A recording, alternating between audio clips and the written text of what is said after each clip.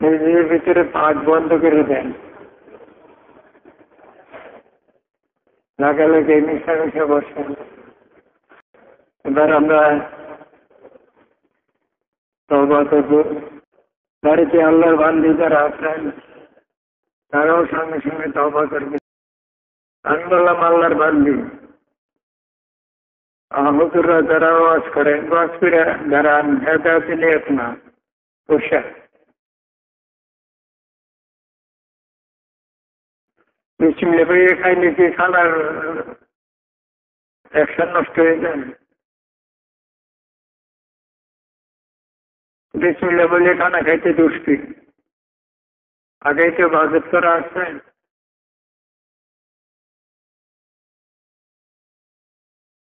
সবকিছু ব্যবসার ভিতরে চলে গেছে, বড় দুঃখ লাগে।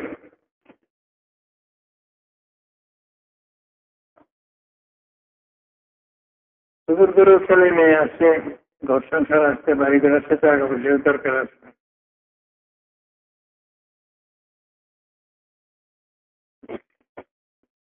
কিভাবে টাকা পয়সা নিতে হবে? ভাই মেরে তারা গায়ে বাড়িতে মা বোনেরা তারা আসেন, পত্রিকা খুললে দেখা যায় মা বোনদের হাল। আল্লাহর বান্দা,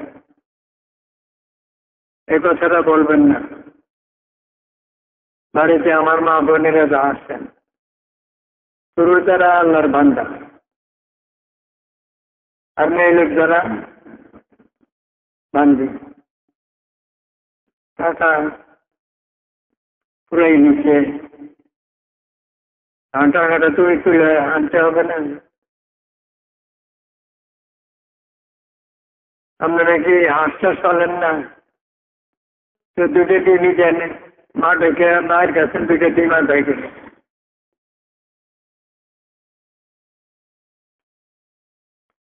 ওরা দুঃখ লাগে, ধর্মীয় এটা কোথায় চলে গেছে, দিনটা খেলার ভিতরে চলে গেছে।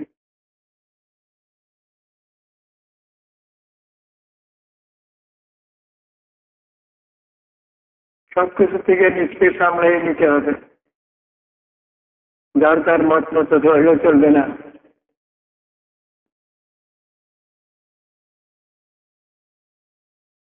আমরা আল্লাহর মতে বিশ্বাসী। আল্লাহর যে নমুনা দিয়েছেন এটাই আমাদের গ্রহণ করা দরকার, অন্যগুলো না। যারা বাড়িতে আছেন আল্লাহর বান্দি, আপনার পেটের থেকে যে বেরিয়েছে সে আপনার সন্তান। সন্তান বৈধ আছে, অবৈধ আছে, সকলেই আমরা বুঝি। মুখ ফুটে কইতে লজ্জা পাই। ওয়াজ শুনবেন না গান শুনবেন? কার গলাটা সুন্দর সেই মৌলানা লাগবে। আল্লাহ রসুল যা করেছেন, যা করতে বলেছেন তাই অনুকরণীয়।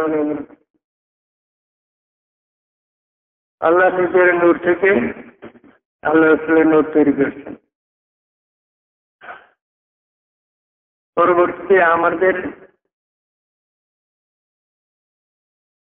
পরবর্তীতেই বলছেন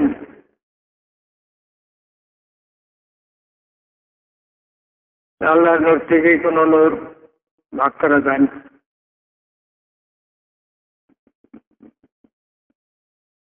এই যে একটা মাইক একদিনে বানাইছে, তো যখন মাইক ছিল না তখন এটা কেউ চিন্তা করে নেই, ধ্যান করে নেই, ধারণা করে নেই। একদিনের ভিতর থেকে যে আবিষ্কার হয়েছে, একদিন আবিষ্কার করছেন, তারপরে তা বানাইছেন, মানে আমাদের সাথে দিয়ে দিচ্ছেন, এখন আমরা তা ব্যবহার করি। তিনি এটা প্রথম তৈরি করলেন, এর ভিতরে কি তিনি বসে আছেন? কথায় কথায় করে কথা হয় না। এই নকশাটা পাইলে কই? আমার ভিতরেই ছিল, এই নকশা আমার ভিতরেই ছিল। এই নকশাটা ভিতরে ছিল বলে যে মিস্ত্রিরা বানাইছে, এর স্রোত আর এটার স্রোত কি এক স্রোত আছে? কেউ জানতো না। তোরে যা বানাইয়া দিয়ে আমাদের সামনে জারি করে দিল, দেখাইয়ে দিল কেমন ব্যবহার করতে হবে, আমরা তা ব্যবহার করছি। প্রথম যে তৈরি করেছে, এটা আবিষ্কার করেছে, যদি এই কথাটা কওয়া যেত আমার থেকে আমি বের করে দিচ্ছি, তাহলে এটা কি তার ভুল হবে? ওই কথাটাই তো প্রকাশ পায়।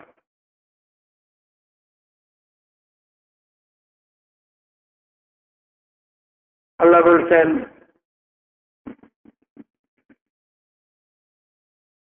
মোহাম্মদ নুরুন, সেই আল্লাহর বলছেন আমার নূর তৈরি করেছি। এই কথাটার ব্যাখ্যা নিয়েই মারামারি লাগছে। কেউ বলছে এটা ঠিক, কেউ বলছে এটা ঠিক। আসলে বুঝবার ভুল। আল্লাহ তাআলা কারোর ভিতরে ঢুকে নাই, আল্লাহ তাআলা যে রূপ কারোর ভিতরে দেয় নাই। যেমন প্রথম যে ব্যাগটা তৈরি করেছে, তার ভিতরে এই লোহা লক্কর পাওয়া গেছে। এই লোহা লক্কর যন্ত্রপাতি সব বাইরে থেকে তৈরি করেছে। বলে আমার থেকে আমি তৈরি করেছি, তাহলে তার ভুল না। তার গলা হতে দেয় নাই, তার আওয়াজও দেয় নাই, তার কোনো কিছু না, সে একটা যন্ত্র তৈরি করেছে। তেমনি তোর আল্লাহ বলছেন, আমি আমার নিজের নূর থেকে মোহাম্মদকে সৃষ্টি করেছি। অনেক লম্বা হাদিসের ব্যাখ্যা, অনেক। এর চেয়ে ভালো বুঝতে থাকতে পারে, ভালো কথা থাকতে পারে। আমি যা করছি তাই করি।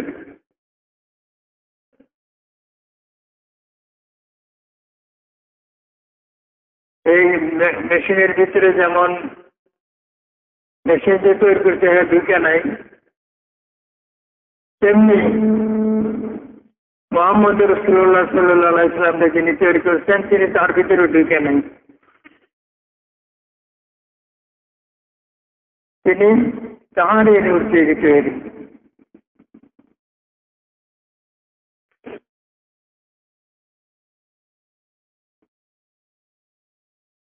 বুঝ আরো থাকতে পারে।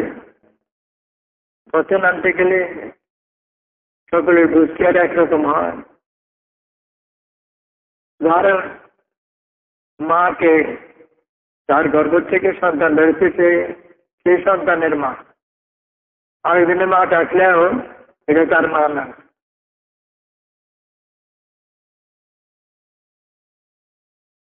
তাহলে মা ডাকছে কোনো উদ্দেশ্যে,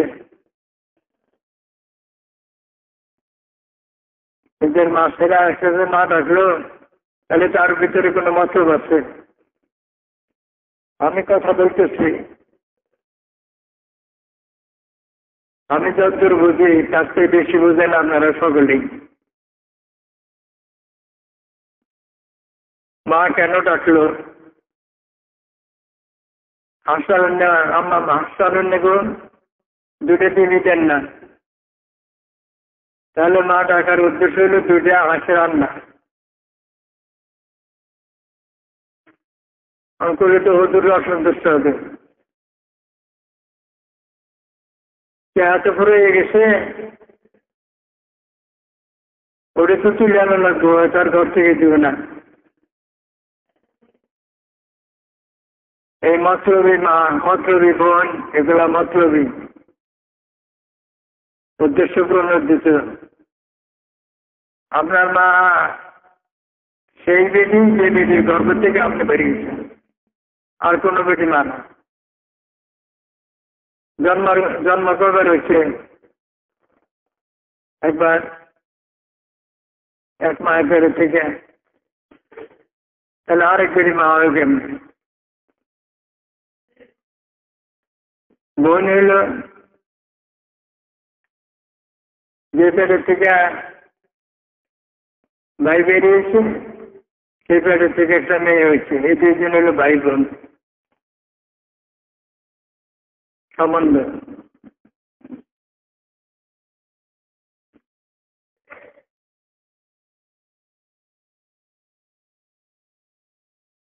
এখন আমরা বয়স গ্রহণ করতেছি তার সাথে আল্লাহর সাথে ছিল একটা।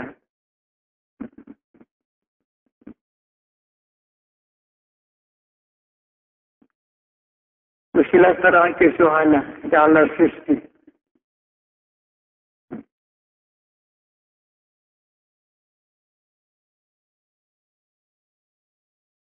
আল্লাহর বান্দিরা যারা ভিতরে আছেন তারা আল্লাহর বান্দি।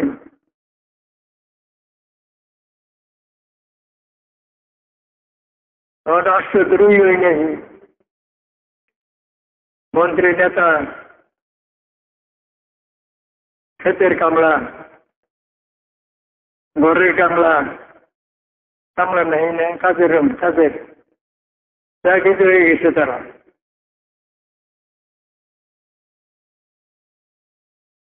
বাকি পথটা পায় নাই। মেয়েরা আপনারা জিজ্ঞাসা করলেন আপনাদের এত জোরে করুন লাগে, যেহেতু দুনিয়ার ঝামেলা যদি দেখি আপনাদের উপরে, দুনিয়ার ঝামেলা, বাড়ির ঝামেলা, ঘরের ঝামেলা, কুসুনি মাছ মেরে দেওয়া, গাছের ফল বেড়ে দেওয়া, ভাত এনে দেওয়া, এটা হইল পুরুষের কাজ।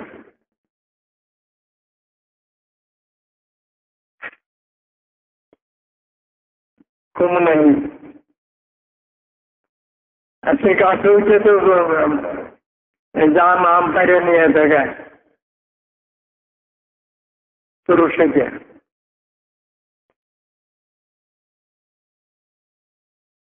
আমি বলছি আমার দোষ হচ্ছে, কিন্তু আপনাদের সকলের চোখের সামনে এগুলো হইতেছে না।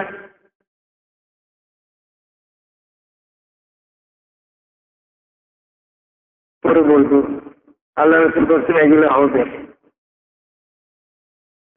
এগুলোর পরিণতি কি হবে?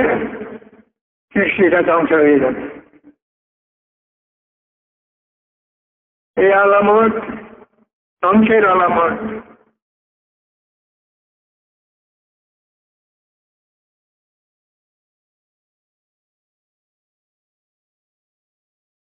মেয়েদের যে বিরাজগার, কোন রকম আওয়াজ নাই, কোন রকম শব্দ নাই।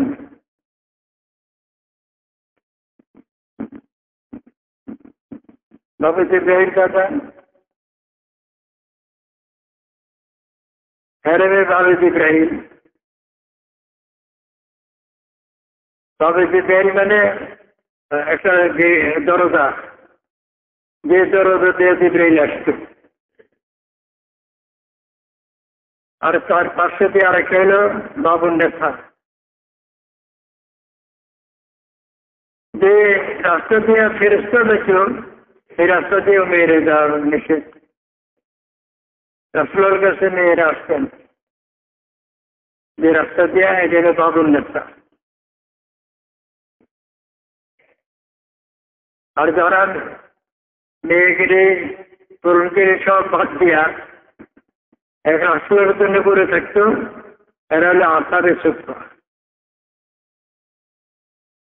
আসাদের সূত্রের অধিবাসী।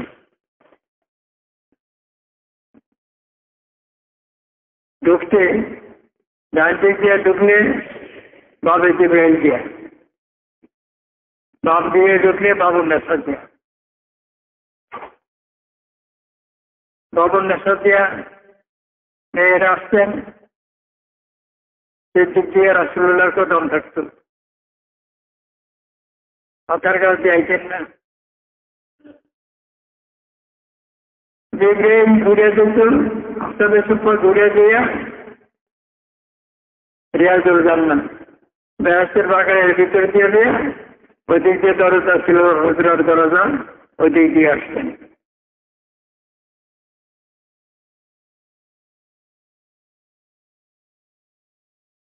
তখন তারা 70 জন। আল্লাহ রাসূলের চেহারা কেমন ছিল, দাঁতগুলো কেমন ছিল, চোখগুলো কেমন ছিল, দাড়ি কেমন ছিল, মুখ কেমন ছিল, সমস্ত কিছু। হায় রে আল্লাহ, আল্লাহর কাছে তো দোষ নাই। ধরো গোড়ারাই জোয়ান হয়ে গেছে, এই যে চেহারা, দাড়ির ভিতরে রং লাগাচ্ছে, বুড়ো আবার মন ধরে না। দেখুন সুন্নত, কাজে সুন্নত।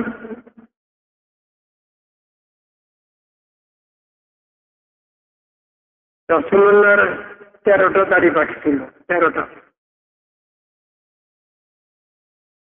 এগুলো খুঁটিনাটি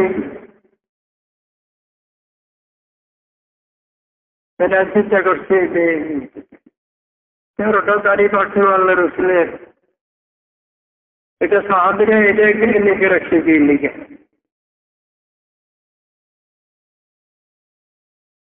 এখন বুঝে আসছে যে সুন্নত তো ওইটাই যেটা রাসূলুল্লাহ করছেন, করতে বলছেন, দেখাই দিচ্ছেন। আমাদের কয় যে যার ভিতরে মেহেন্দি লাগাইছে, মেহেন্দি ওইটা বাজারের ভিতরে দোকানে রং পাওয়া যায়, এইটা মেহেন্দি দিয়ে রং, মেহেন্দি রং করলে এই রং হয়ে গেল, মেহেন্দি হয়ে গেল।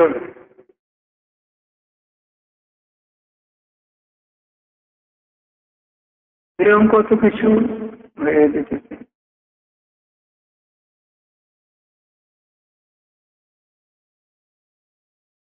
বুঝলাম দাড়িটা এবং মাথার চুলের ভিতরে রঙটা, বুড়ো আবার মন ধরে না।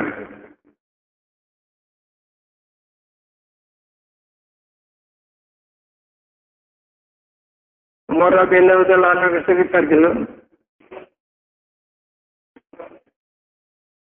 খুব জোয়ান জোয়ান খাইতে হাতে বুঝে পোশাকে তার খুব জোয়ান। আগে বিয়ে করছিল কটা জানি, এটি মরে গেছে, আর নতুন একটা বিয়ে করবে, এখন নিজের জোয়ান হল লাগে, ছোটতে জোয়ান হচ্ছে, জোয়ান হইয়া খোলক নেই করে কয় না বিলাপ করে কয়।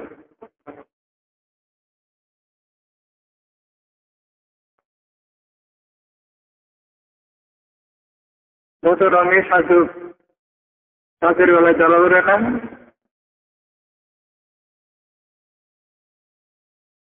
দিনে তো জোয়ান জোয়ান খাইতে গেছে, বিয়ে টিয়ে করে রাত্রে ধরা পড়ছে।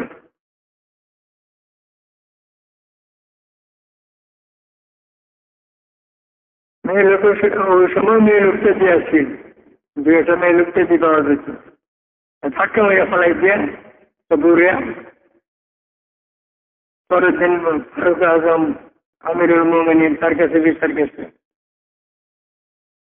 সেদিন আরো ভালো করে রং দিচ্ছে, যাতে তার বুড়াগিরি ধরা না পড়ে। কোর্টে আমিরুল মুমিনের কাছে বিচার, আমিরুল মুমিনিন বলছে তুমি খাওয়াইছো কেন?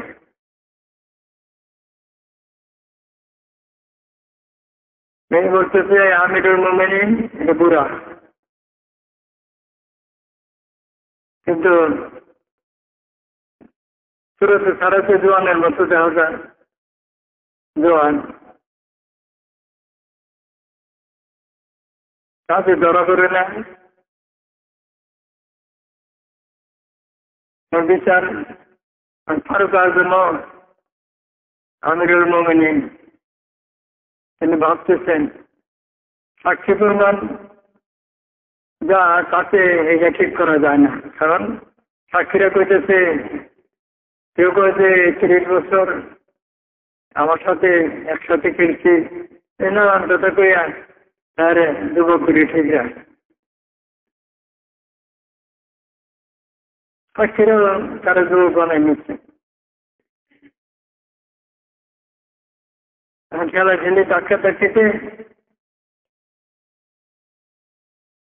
হাসরের দিন হাত কথা কব, পাও কথা কব, চোখে কথা কব, দিলে কথা কব, এগুলো আমারও দিন। এখন যারা মুক্ত হবে সেই দিন এই হাত দিয়ে কি করছি, পাও দিয়ে কোন পথে আসছি, মন দিয়ে কি চিন্তা করছি, দিল দিয়ে কি করছি, কারে কি করছি, কারে ধরছি, এমন না ধরা হয় না।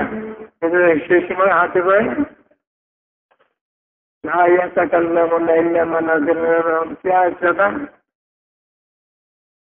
হাত কথা বলবে, আলিয়া আমার নাচতে মালা হয় অতকাল যেমন আইডিহীন হতার সাধ্য আর কি। কারো কাজ ওরা কেউ শুনে আইসবের খেয়াল ছিলেন দেখেন, ওই যে চুলের গুঁড়া দিয়ে 4 দিনে 2 দিনে বেরিয়েছে, এই নিয়ে সাজা দেখা যায়। সরকার তোমার চুলে তো সাক্ষী দিতেছে তুমি গুঁড়া, কই কি করে ওই সাজা দেখ না, গলা ধরে গেল না।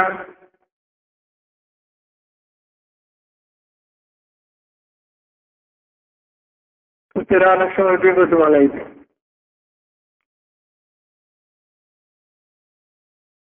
অনেকদিন দোয়া টোয়া করে হয়তো করে ফিরে এক পুত্র, সেই পুত্র আল্লাহ দি পুত্র যা কর বাবাও তা করে, মায়াও তা করে।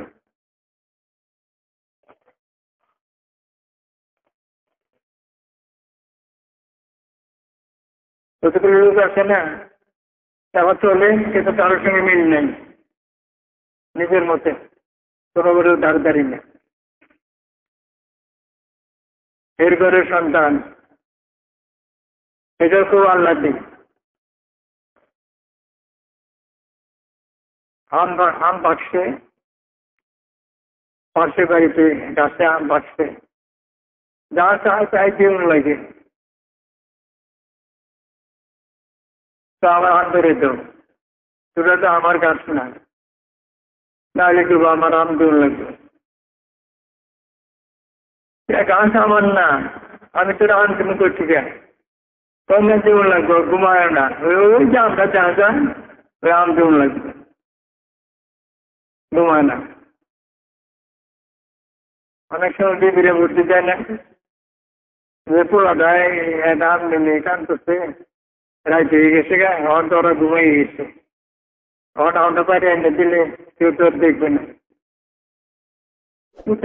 বউর বুঝতে আম পাইরে আনছে, বাড়ি যখন তোমার একটা বাদম পাওয়া যায় করে তারা এনে পুকুরে দিচ্ছে, পুকুরে জামার ভিতরে নিয়ে ধরে রাখছে, আরে একটা কামড়াইছে। মায় বসে বলছে এটা তুলে চেয়ে কালকে চিনি, ওটা তুমি খেয়ে এলাবা। মায়ের কাজ তুমি খেয়ে এলাবা, মায়েরও দেয় না, তো কারোর বিশ্বাস করে না।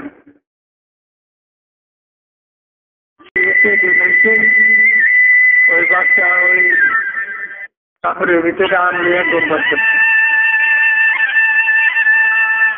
এতে কাঁচা আম নাই, কাঁচার মালিক দেখে কাঁচা আম নাই, তো তোমার আম নিল তারা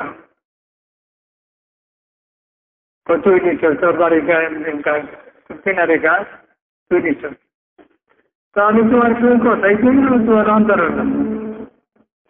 এই ধাক্কা চাকরিকে কথা কইতে হয়েছে, ফুচকার মজা করছে, সোনার ভিতরে আম রচ্ছে, তোর বলে যে কয় আব্বা মিশাওটা করবে, এরাই তো আমার আম পেরে দিচ্ছ না, যে আমি এটা খাইছি আদি পাওনি। اليوم نختم على أفواههم وتكلمنا أيديهم وتشهد أرجلهم بما كانوا يكسبون।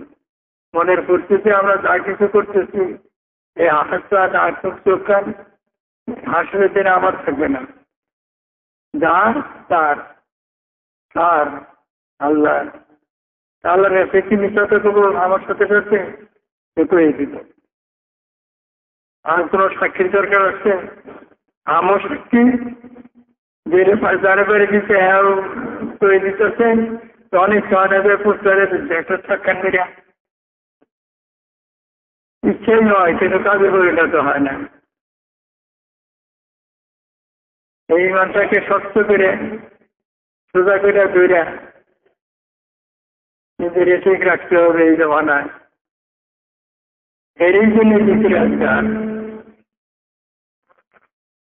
কারোর সঙ্গে সম্পর্ক নয়, সম্পর্কের সঙ্গে এক আল্লাহর সাথে।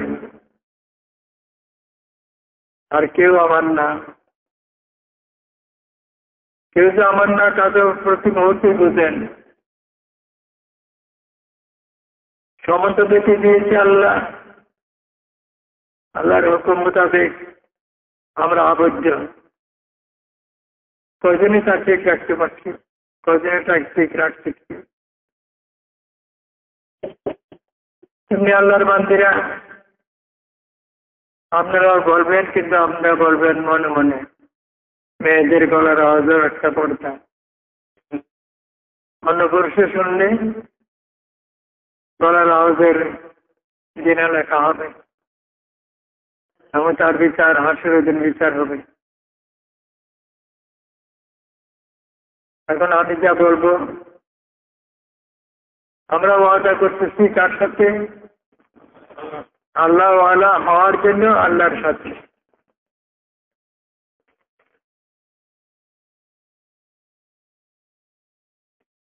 নবী জিবরাইলের খাম্বাটা মিনারটা ঠিক রাখার জন্য আমি আপনাদের কাছে দোয়া চাই।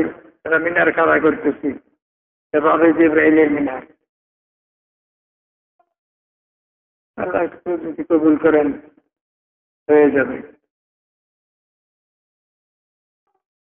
আল্লাহর বান্দিরা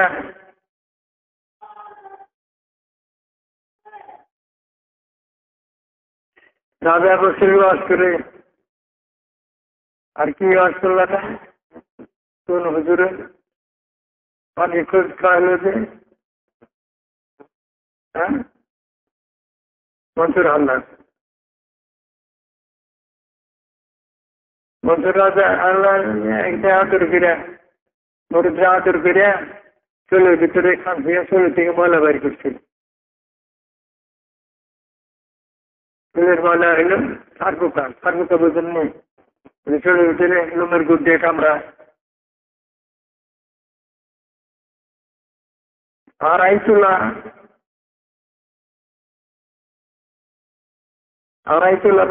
বাইরে ছিল। তাহলে কিরকম পরিষ্কার পরিচ্ছন্ন থাকতো? আল্লাহর কথা খেয়াল করে নিজের শরীরের কথারও খেয়াল নেই। চার পোকা আড়াইতলা বেরিয়েছিল। ওনার সঙ্গে যারা ছিলেন তারা লিখে গেছেন, এটাই আমরা হাসান জানি না। কিন্তু একটা ভয় লাগে, একটা চিন্তা লাগে, একটা মানুষের শরীরের ভিতরে আড়াইতলা চার পোকা কেমনে থাকে। তারা লুমের গোড়ায় গোড়ায় চার পোকা হয়েছিল, নিজের প্রতি এত খেয়াল ছিলেন। আল্লাহর বান্দিরা, আল্লাহ আল্লাহ হচ্ছে তাদের অবশ্যই কথা শুনেন। হাসান বসরি রহমতুল্লাহ আলাইহি রাবিয়ার বিয়ের কথা বলছিল। বিয়ে হয় মানুষের মনে দেহে বিভিন্ন ভাবে, কিন্তু আমার সবই আল্লাহর, এখানে আর কারোর জায়গা নেই।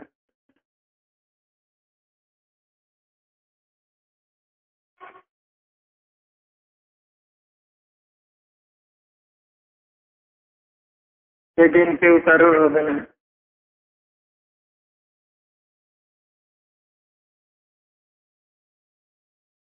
স্ত্রীর সঙ্গে দেখা দেওয়া যায় নাই। নেহাত দরকার হইলে স্ত্রীর বউ আসে না, দিদি তার সঙ্গে কথা বলবে।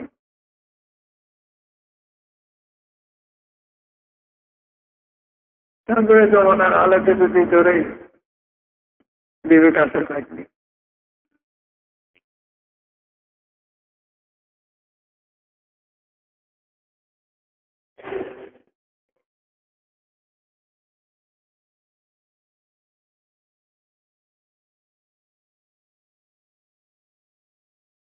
আগে যে একটু চিন্তা করতাম,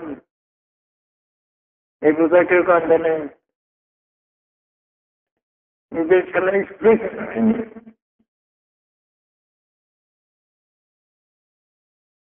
ফিরে ঢুকুন।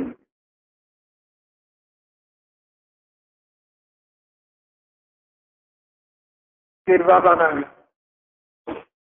পীর বাবা আসছে, পীর বাবা না।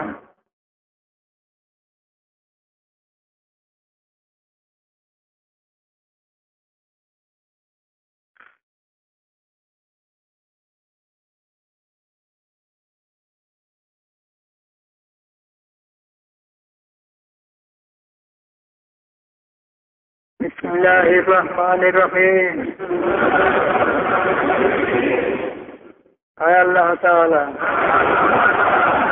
আমি তওবা করিতেছি সমস্ত গুনাহ হইতে, জানা অজানা,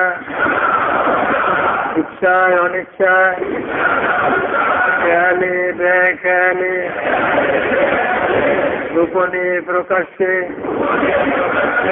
যত গুনাহ করেছি আমার সব গুনাহ মাফ করে আমার তওবা কবুল করে। লা ইলাহা ইল্লাল্লাহু মুহাম্মাদুর রাসূলুল্লাহ।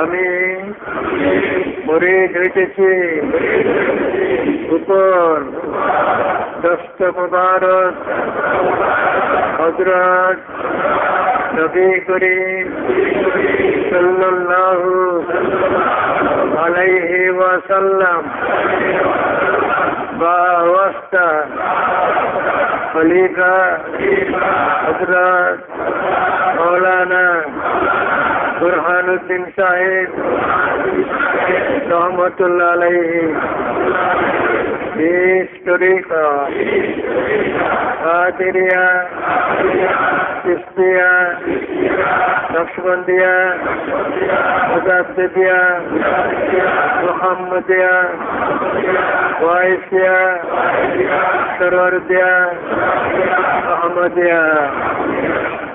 আল্লাহুম্মা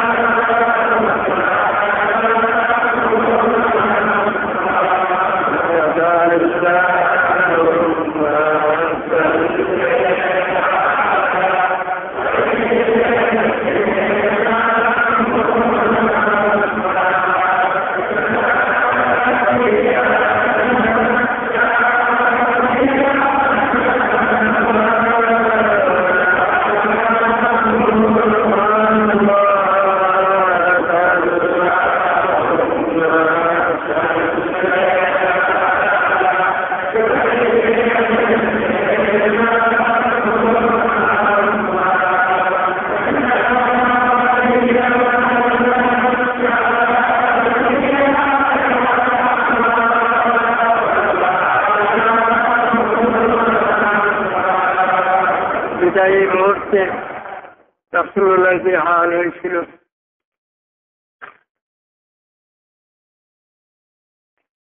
উম্মত আর নবীর যে সম্বন্ধ, এক দেহ এক মন এক প্রাণ,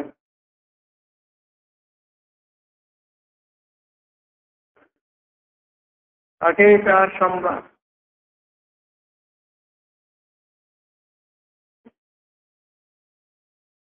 সেই দিন, সেই রাত্রে, শেষ রাত্রে আল্লাহ রসুলের জন্য যারা জান দিয়েছেন সাহাবীরা,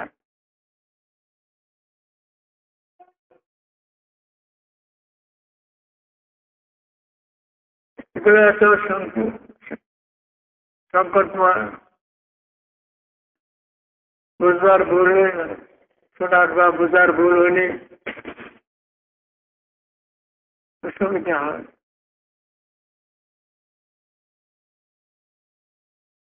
আল্লাহ রসুল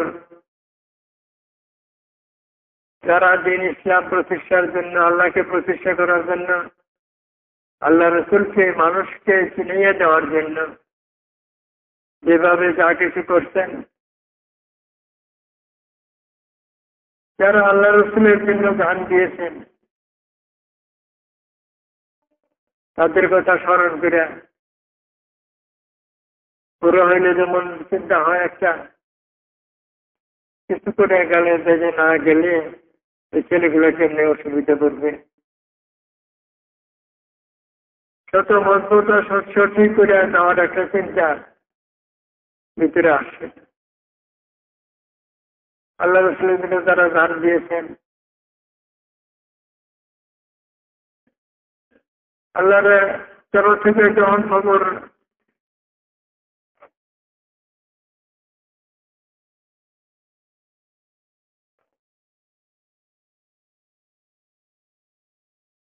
যখন জানতে পারলেন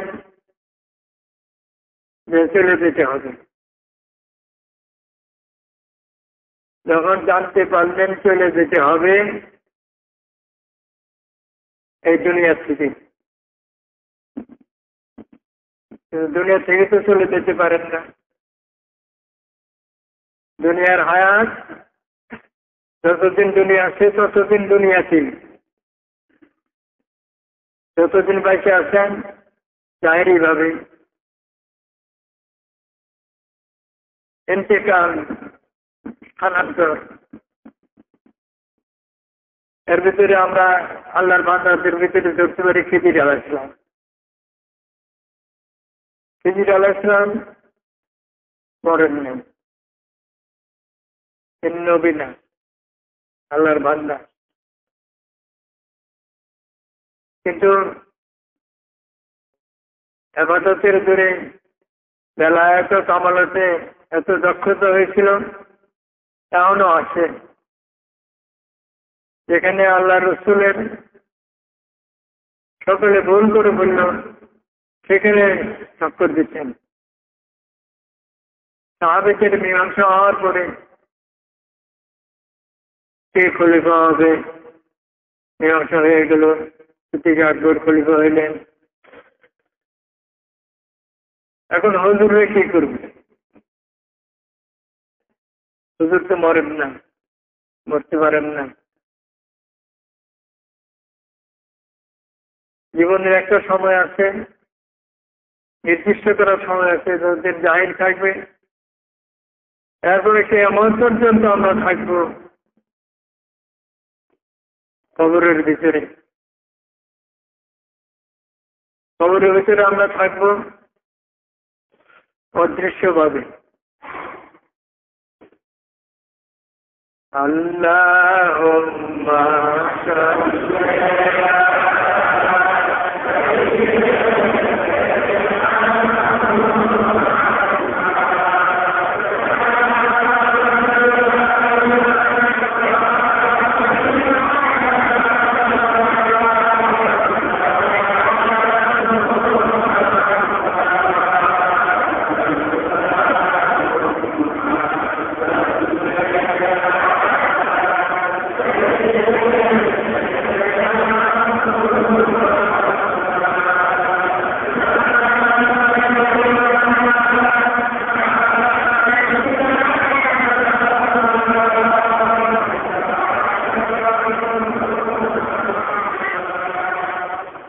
তাদের কথা বিশ্বাস করি, তারা মিথ্যা কথা কয় না। নবীরা মিথ্যা কথা কয় না, আল্লাহর ওলিরা মিথ্যা বাহানা ধরে না।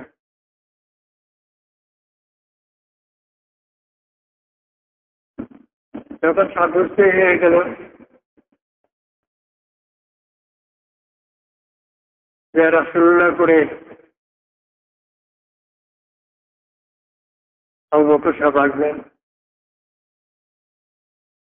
তখন এই আল্লাহ রসুল দেওয়াটা কি করা যায় এ নিয়ে চিন্তা হইল।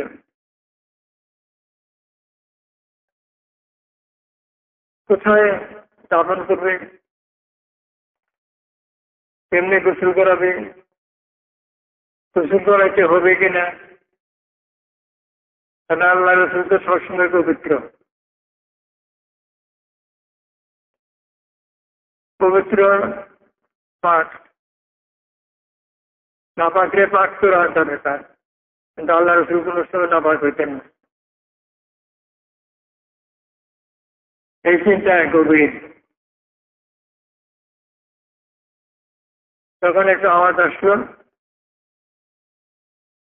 জীবনে মরণে উনি পাক ও পবিত্র, ওনার গোসলের দরকার নেই।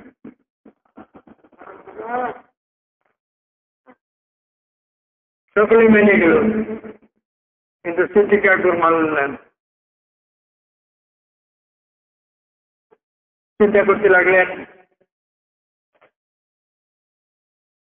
কবরে যাওয়ার আগে গোসল দিতে হয়, এই একটা কাজ বাকি থাকবে।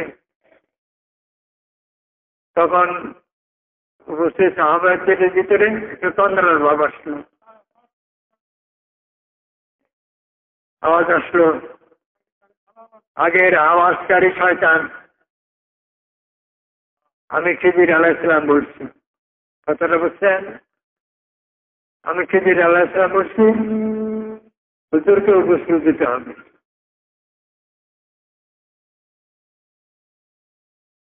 এই মীমাংসাটা খিজির আলাইহিসসালাম করে দিলেন।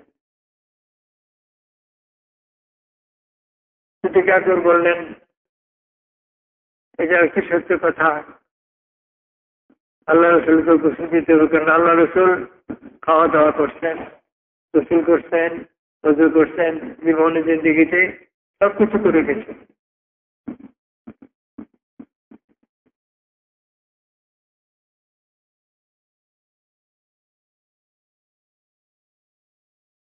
একদিন তাড়াতাড়ির ভিতরে আসলেন।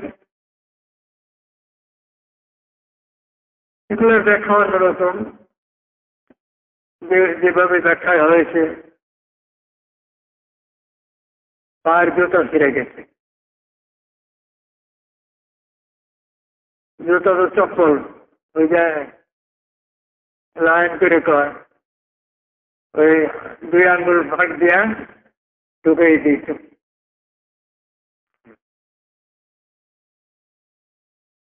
চপ্পল বানাইছে, এখন ওই যে হাতি করে জুতো পাওয়া যায় না,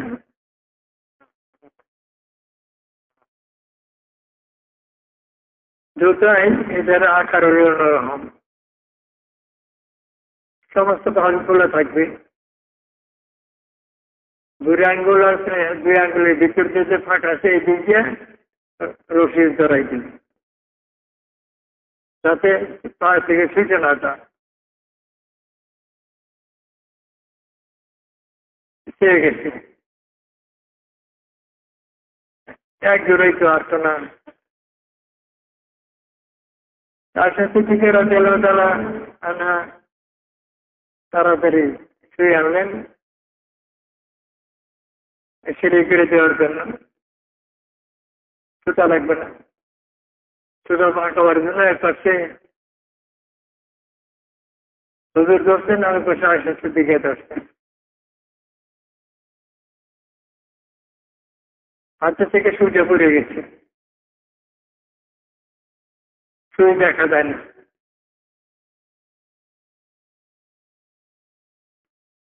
সুতা ধরে আয়সার দিকে বসে আছেন, এখন সুই ছাড়া তো আর ছেলে ছাড়া চলবে না, সুই তো দেখা যায় না। হুজুরের কপাল ভেঙে গেছে, গামের একটা ফুটা যেখানে সুই পড়ছিল ওইখানে পড়ছে, গামের ফুটা পড়ে দেয়া সুই দেখা দিতেছে। তখন হুজুরে হাসতেছেন, হুজুরে মুসকে আসছে, আশা যদি আইসে দিলেন। হুজুর বললেন আশা হাসলাম, আসলাম হুজুর আপনারে দেখে, আপনার চেহারা এসে নূর, আপনার গামেতেও নূর। এই সুই করে গেছে, সুই দেখা যাইতেছে না, আপনার কপালের ঘাম করে জায়গাটা এত আলোকিত হলো যে সুই আমি দেখে নিয়ে ধরে ফেললাম। এটা আসলে সিদ্দিকেরকে দেখানো আর কি। তো আল্লাহ রসুলের এই চেহারাতে নূর, গামেতেও নূর।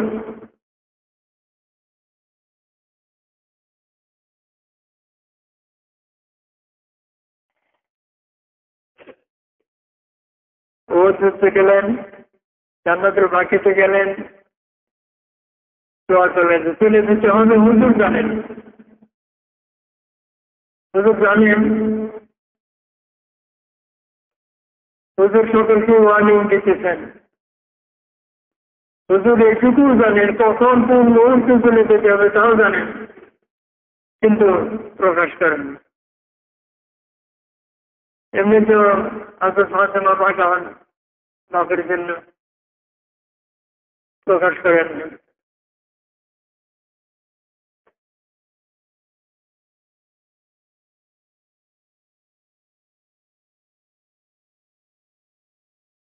তাহমিদের অবস্থা কি? তাহমিদের ওর যেদিন হচ্ছে আমার উজু করতেন আমার ঘর থেকে, আর মহাজনে আজান যাওয়ার পর জায়গাটুকা বেহেশতের একটা টুকরা, পেঁয়াজুল জান্নাহ। হুজুর দেখে আমরা হেলান দিয়ে বলছেন, যেখানে যে কথা সবগুলোই দেখা আছে, এবং হাজিরা যারা যায় সেখান থেকে বরকত হাসিল করে।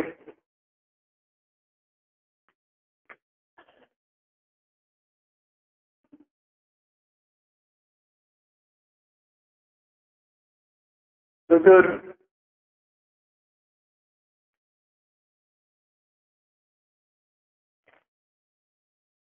জান্নাতুল বাকি, ওহুদ পাহাড়, ওহুদ যুদ্ধের ওহুদে গেলেন। ওহুদ জায়গাটা এখনো রয়ে গেছে, যেটা হাজিদের জিয়ারতের জন্য রাখা হয়েছে। কেন রাখা হয়েছে জিয়ারতের জন্য? সেখানে আমির হামজার কবর,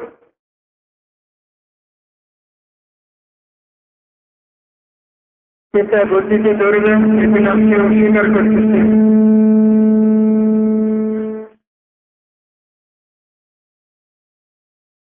৭-৮ লাখ ওদের ময়দান থেকে নিয়ে গিয়ে জান্নাতুল বাকিতে দাফন করা হয়েছে। তখন আমির হামজার লাশ তুললেন, তখন ও তো আরো লোকে ও তো আর সাথে সাথে শুধু বললেন ওহুদ পাহাড় বেহেশতের পাহাড়। আমির হামজাকে ও পাহাড়ে এত মহব্বত করে, আমির হামজার লাশ এখানেই থাকবে। কেউ হতে আমির হামজা রাদিয়াল্লাহু তাআলা আনহুর লাশ রয়ে গেছে। এই সমস্ত লাশগুলো দেখে দেখে দোয়া করে আসলেন, দেখে নিয়ে আসলেন।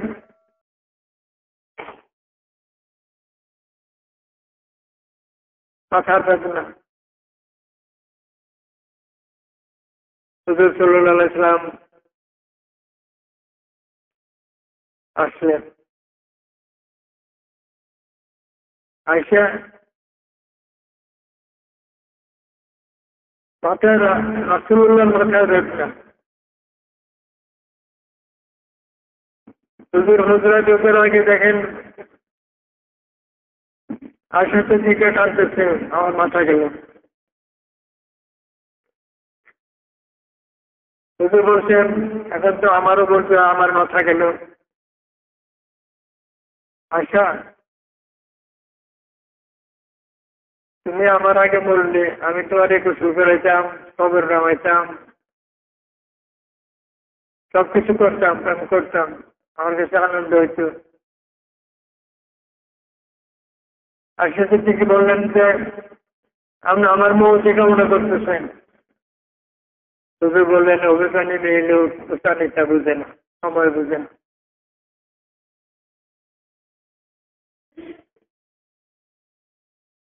আচ্ছা সেদিকার তখন দেখি ভাব কি হয়েছিল।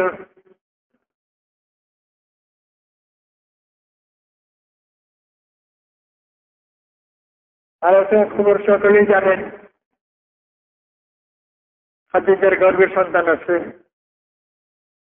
মারিয়া কিপ্তির গর্ভের সন্তান আছে। রাসূলুল্লাহ বিবি কয়জন ছিল? হ্যাঁ, 14 জন। আগে করে আর আমাদের জন্য কটার বিষয় হিসাব দিতে একটাই যথেষ্ট, আর দরকার নাই। শুধু না করলাম তো চাইতে বেশি না।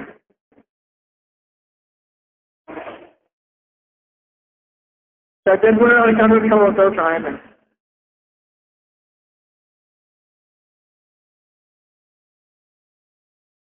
সন্তান জন্য করে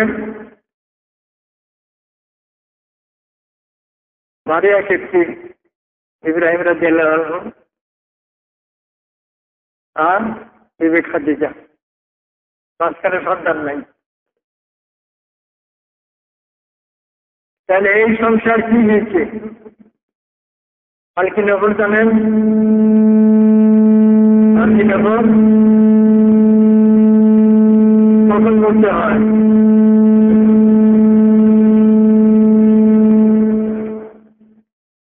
আর কি নবর আমার 2 নম্বর মনে নাই, 2 নম্বর কি 4 নম্বর হবে। আমি বই রয়েছি এসে নামাজ পড়ে, কারো থাকতে যায় না মসজিদে। ভাবে উমরের কাছে আমি বই রয়েছি, 2 জন আরবের মেয়ে আইসা আইসা আইতেছে। আমি একটু দেখে দেখে উঠতেছি, এ বলছে যে রাতের উপরে নামাজ নাই, রাতের নামাজ এসা নামাজে পড়ে তারপরে নামাজ নাই। আমি বললাম যে আমি আরবি জানি না। তো তুমি আরবিতে কো, আরবি জানো না? আমরা যা জানি এতে আমার কাজ চলে। তবে উপরে নামাজ নাই, তাহাজ্জুদ হইল নামাজ। সারা রাতি আপনি নামাজ পড়তে পারেন, তাহাজ্জুদ করতে পারেন, কিন্তু একটু আরাম করেন, একটু ঘুমিয়ে নিয়ে রাত্রি অর্ধেকের পরে তাহাজ্জুদ। কিন্তু এসা নামাজের পর দিয়ে তাহাজ্জুদ করলেও তা চলবে, তাহলে সারা রাইতে পড়তে হবে। আমি বললাম যে হালকি নবল কয় তো তুমি জানো, আবার তুমি আরবি দেখো যে আরবি জানো না। হালকি নবল আমরা তো সকলে তরিকতপন্থী, আল্লাহ রসুলকে রসুল বলেই মানি না। যারা মানে না এরকম কেউ আছে নেই নেই, থাকলেও অহন মানেন।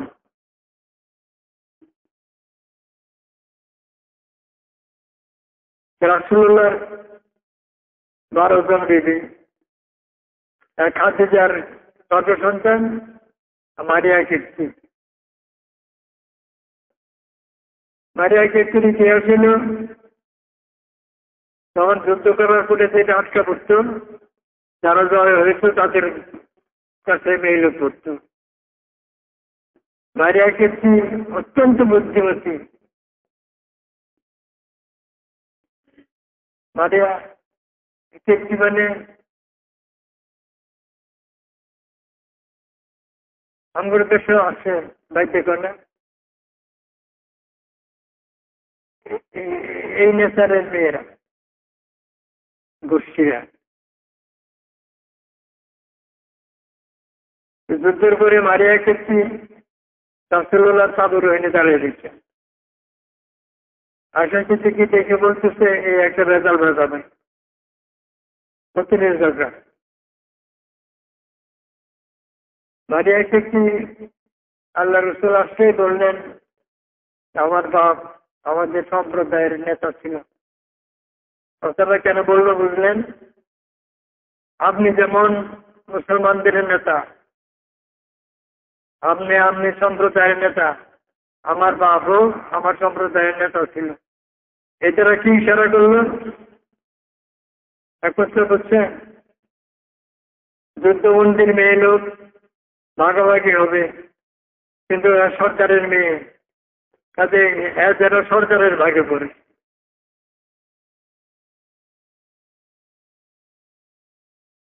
অন্য সাহাবীরা যুদ্ধবন্দির মেয়ে নিয়ে যাইত, কিন্তু হুজুর সাল্লাল্লাহু আলাইহি ওয়াসাল্লাম মেয়ে রাখতেন না। তিনি মারিয়া ক্ষেত্রকে বিবাহ করলেন। আমার চতুর্থ থেকে এরপরে সব দেবীদের কবর খুঁজলাম। একজন খাদিজা হইল জান্নাতুল মাওলা, বাকি বিবি হইল জান্নাতুল বাকিতে। মারিয়া ক্ষেত্রে কোথায়? মারিয়া ক্ষেত্রে মদিনা থেকে 3 মাইল দক্ষিণে একটা অঞ্চলের ভিতরে, সেখানে মারিয়া ক্ষেত্রে। মারিয়া ক্ষেত্রের ঘরে ইব্রাহিম রাদিয়াল্লাহু তাআলা আনহু, ইব্রাহিম রাদিয়াল্লাহু তাআলা আনহু অল্প বয়সে না, কত বছর, 1 বছর না, মারা গেছেন। তখন ইব্রাহিম রাদিয়াল্লাহু তাআলা আনহুকে আল্লাহ রাসূল নিজে হাতে কবর রাখছেন। আল্লাহ রাসূল কাঁদছেন, ইব্রাহিমের জন্য কাঁদছেন। ইব্রাহিম রাদিয়াল্লাহু তাআলা আনহুকে কবরে রাখছেন। কবর রেখে কবরে বলতেছেন, ইব্রাহিম তুমি বলো আল্লাহ তোমার পরওয়ারদিগার, তোমার বাপ মুহাম্মদ আল্লাহর রাসূল।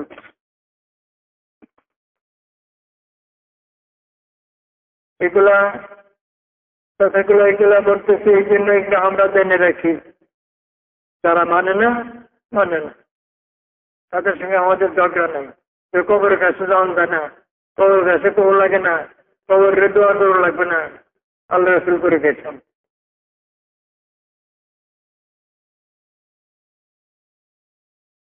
ফারুক আযম রাদিয়াল্লাহু তাআলা আনহু কাইন্দা মাটিতে পড়ে গেলেন। ফারুক তোমার ইয়া রাসূলুল্লাহ, যার বাপ আল্লাহর রাসূল, যার এখন হিসাব লেখা হয় নাই, তাকে কবর রেখে তার বাপ সাক্ষী দিতেছে, আমি উমর, আমি মারা গেলে আমার কি সাক্ষী দিবে?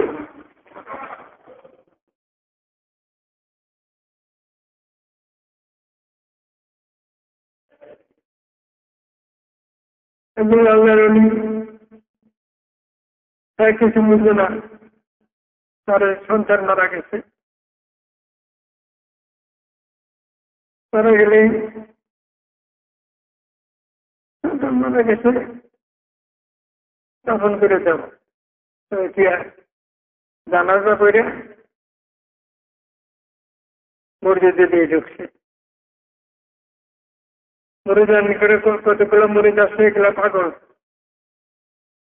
তারা পাগল, হুজুর কার জানাজা পড়লো তাও বলছিল না, হুজুর কিছুই বললেন না।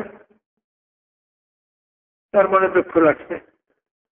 হুজুর কার জানাজা করলেন? একটা ছেলে মারা গেছে জানাজা। তো হুজুর আমার ছেলে। আমার ছেলে? তখন তিনি বাড়ি এসে কান্না শুরু করলেন। এখন কাঁদলেন কেন? বলে ইব্রাহিম রাদিয়াল্লাহু তাআলা আনহু যখন মরছিলেন তখন কার বাপ আল্লাহ রাসূল কাঁদছিল। আমি কান্দে কান্দে একটা শূন্যতা তৈরি করি। আমার বাচ্চা মারা গেছে, আমি কাঁদলাম। এই কান্দনে ওই শূন্যতা আদায় হইল। মান তামাসসাকা সুন্নতি ইন্না ফাসাদ উম্মতি ফালাহু আজরু মায়াতে শাহীদ। 100 জন শহীদের সব আমল নামায় লেখা হবে। আমরা এটা মানি। যারা মানে না মানে না। আমি বলছি এই জন্য ঝগড়া করেন না। মান তামাসসাকা সুন্নতি ইন্না ফাসাদ উম্মতি ফালাহু আজরু মায়াতে শাহীদ। ফ্যাসাদের যেমন একটা আছে।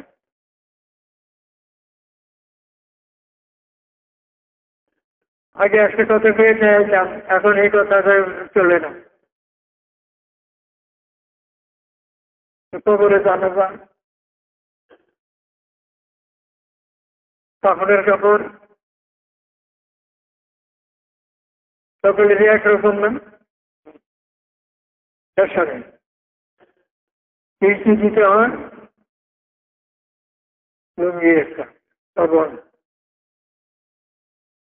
তারপরে কুর্তা, তারপরে আদর, এই 3 টুকরা লাগে।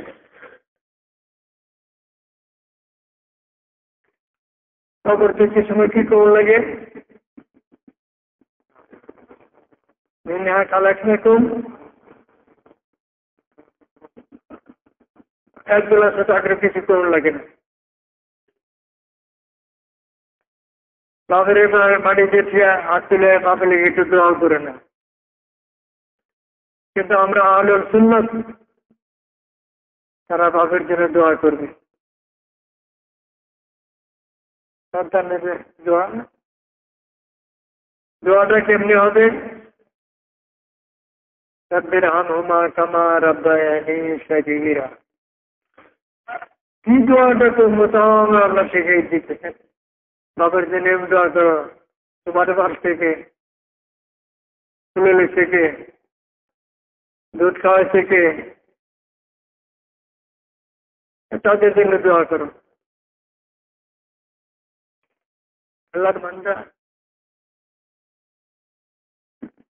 হুজুর সাল্লাল্লাহু আলাইহি ওয়াসাল্লাম শেষ জীবনের শেষ সাহাবীরা যত হুজুর বেরিয়ে আসতে পারেন না ততই ভিড় হয়। মসজিদে নববীতে ভিড়। আল্লাহ রাসূলের এক নজর দেখবে, বেহেশতের সার্টিফিকেট, রাসূলুল্লাহর জিয়ারত।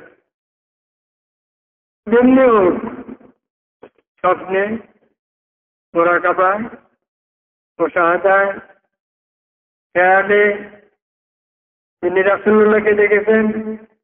রাসূলুল্লাহ বলছেন যে আমাকে দেখছে, সে আমাকেই দেখছে, শয়তান আমার সুরত ধরতে পারে না। যে আমাকে দেখছে,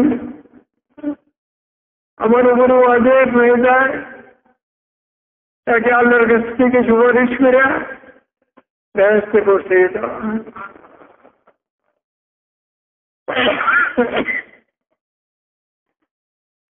আল্লাহ রাসূল আসেন না, নামাজ পড়াবে, আসতে পারেন না। জীবনের শেষ ওয়াক্ত নামাজ, শেষ নামাজ।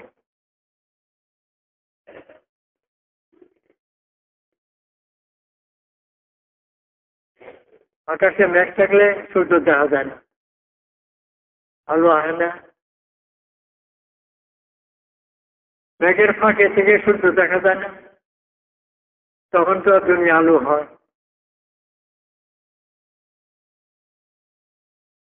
হুজুর সাল্লাল্লাহু আলাইহি ওয়াসাল্লাম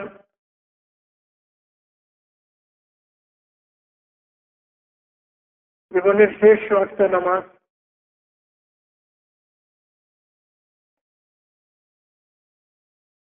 নামাজ পড়বেন।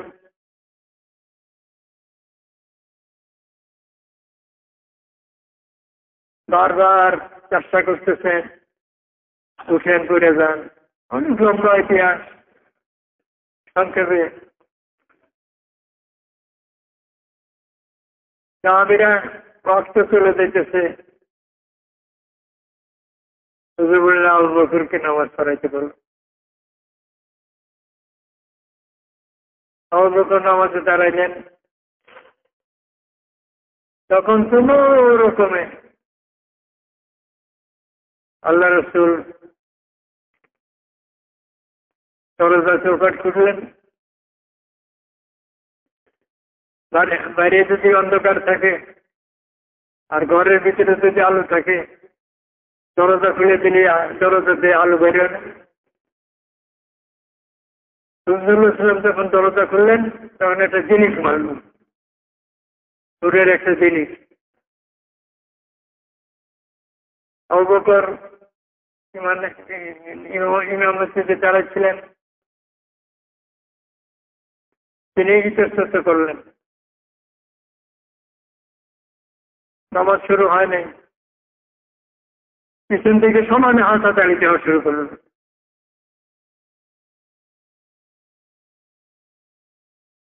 সাহাবীরা যারা মুক্তাদি ছিল তারা সকলে হাতাতালি দেওয়া লাগলো। কেউ জোরে জোরে আল্লাহু আকবার করলো।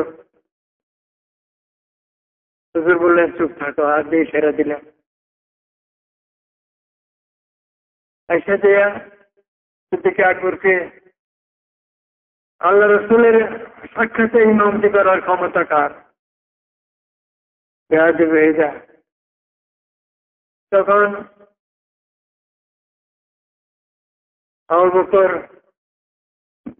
রাদিয়াল্লাহু তাআলা আনহু তিনি নিয়ে ছেড়ে দিলেন।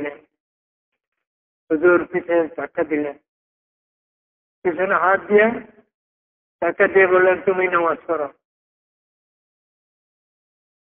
আল্লাহ রসুলের উপস্থিতিতে কে ইমামতি যেটারা? আল্লাহ রসুল কারোর মুক্তাদি হইতে পারেন না। কথা বলছেন? এখন আল্লাহ রসুল আসিয়া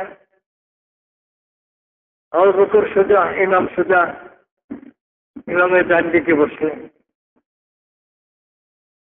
হুজুর তখন হাকিকতে ইমাম হুজুর সাল্লাল্লাহু আলাইহি ওয়াসাল্লাম, হুজুরের ইশারাতে আবু বকর নামাজ পড়াইতেছে। কথা বুঝছেন? এখন মুক্তাদির লাইনে আল্লাহ রসুল নাই, ইমামের পিছনে হইল মুক্তাদি। তখন ইমামের পিছনে মুক্তাদি সাহাবীরা হুজুর আবু বকরের ডান পাশে। আবু বকর ইমাম হইয়া হুজুরকে ইমাম মাইনা হুজুরের হুকুম পালনার্থে তিনি নামাজ পড়াইলেন, কিন্তু আসল ইমামকে হুজুর সাল্লাল্লাহু আলাইহি ওয়াসাল্লাম। কথাটা বুঝছেন? এখন আমি তো কথা কইতে পারি না। জোর শুরু করেন,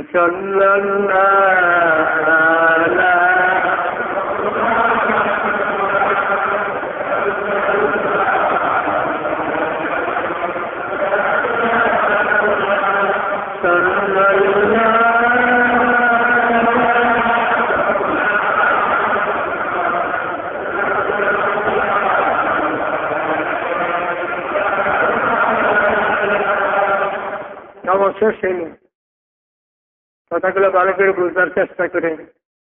নমস্কার শেষ হইল, কেবলা কাবার দিকে। আমরা যে কেবলা করে কোন দিকে করি? কাবার দিকে। মদিনার মসজিদ থেকে কেবলার দিকে। নামাজ শেষ করে সালাম ফিরাইলেন। সালাম ফিরাইলে আল্লাহ রসুল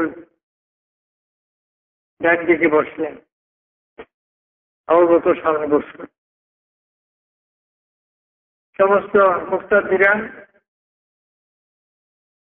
আল্লাহ রসুল আবু বকরও আল্লাহ রসুলের সামনে বসলেন।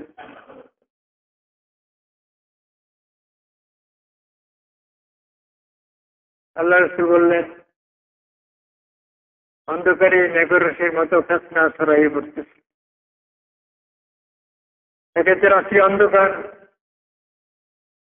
যদি বৃষ্টি হয় রাস্তা চলতে কষ্ট হবে না? রাস্তা চলতে খেয়াল রাখতে হবে যেন আমি পিছিয়ে না পড়ি।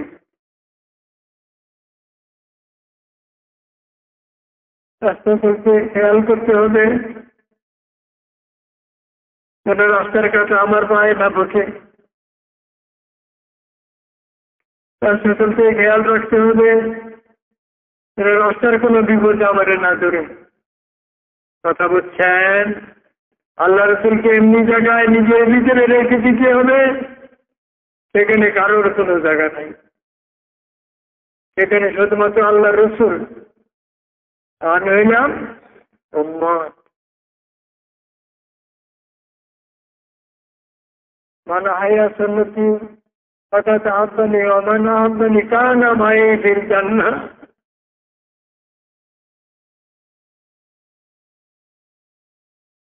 আমার তরিকা মতো চলে, যে আমার সুন্নতকে জীবিত করে সে আমাকে মহব্বত করলো, আমি তাকে নিয়ে ব্যস্ত থাকবো। সাল্লাল্লাহু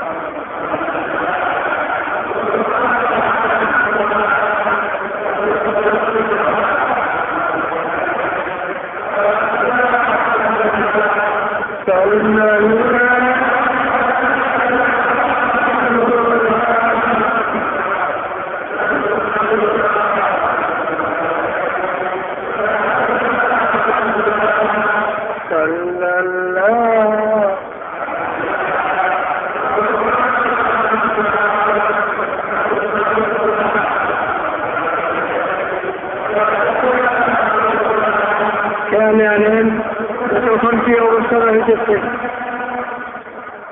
আল্লাহ রসুল কথা বলতেছেন, আল্লাহ রসুলের সামনে এসে আবু বকর থেকে শুরু করে সমস্ত সাহাবীরা সামনে বসা। কোন আবু বকর?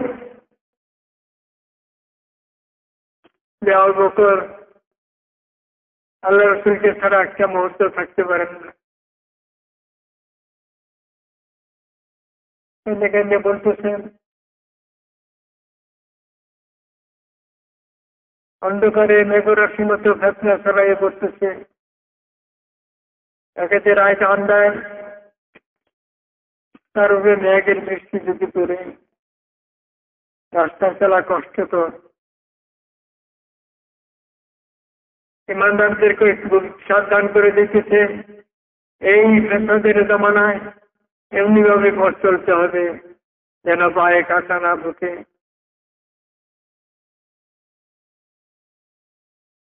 যেন কাঁচা মাটিতে আসান না খায়, যেন পা পিছলে পড়ে না যায়, যেন কারোর ধাক্কা না খায়।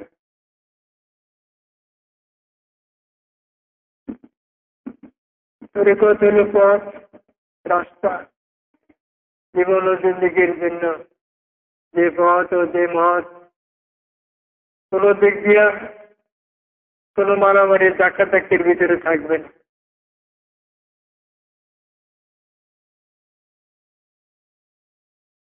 সাবধান, আল্লাহ রসুল সাবধান, আমি তোমাকে তো এদের ওই কথাই বলতেছি যা আল্লাহ তোমাদের জন্য, যেমনটি আল্লাহ চান তেমনটি আমি তোমাদের জন্য বলে দিতেছি, এর বাইরে তোমরা চইল না। অনেকগুলি কথা বললেন, কথাগুলি শুনে সকলে বড় খুশি হইল যে আল্লাহ রসুলের অসুখ সেরে গেছে। এমন এমন ভাবে কথা বলতেছেন, এমন ভাবে কথার ইঙ্গিত দিচ্ছেন, এমন ভাবে ইশারা করতেছেন সুস্থ মানুষকে। আবু বকর বললেন, হুজুর আজকে সকলেই খুশি, আমি আবু বকরও খুশি।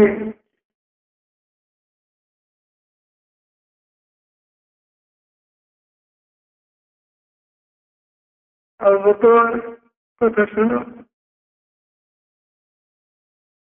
আরো শুনে খুশি হও, আজ হতে তোমাদের নবীর কোন রূপ থাকবে না।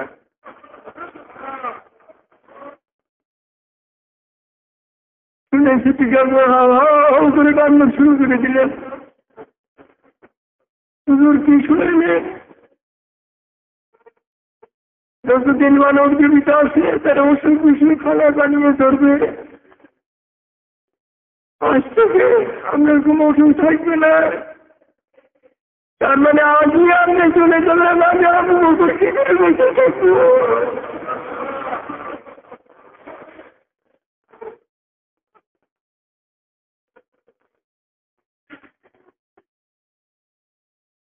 আবু বকর কাঁদল না, লাগে তুমি আমার সঙ্গে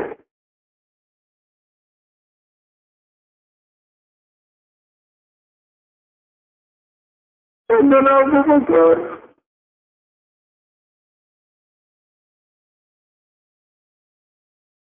ইশারা দিয়ে গেলেন,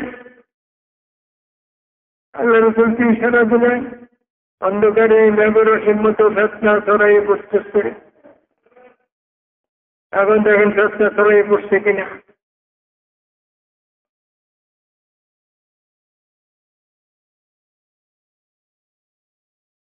অতি সাবধানে পা চালাইতে হবে, অতি সাবধানে চলতে হবে।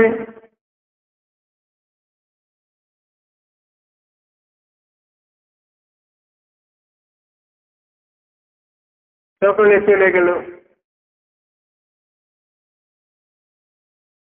সাহাবীরা বুঝলো না, সকলে উঠে উঠে চলে গেল যার যার বাড়িতে। কেউ 40 দিন, কেউ 2 মাস আল্লাহ রসুল অসুস্থ বাড়িতে যায় না।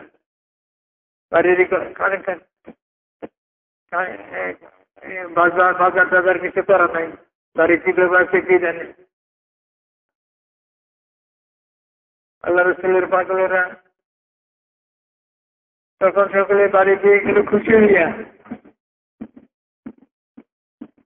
যে আল্লাহ রসুল ভালো হয়েছেন,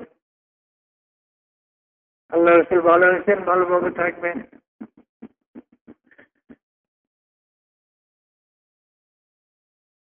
হুজুর ঘরে গেলেন, কোন রকমে হুজুরার দরজা পার হয়েছেই হুজুর আর হাঁটতে পারেন না। একদিকে আব্বাস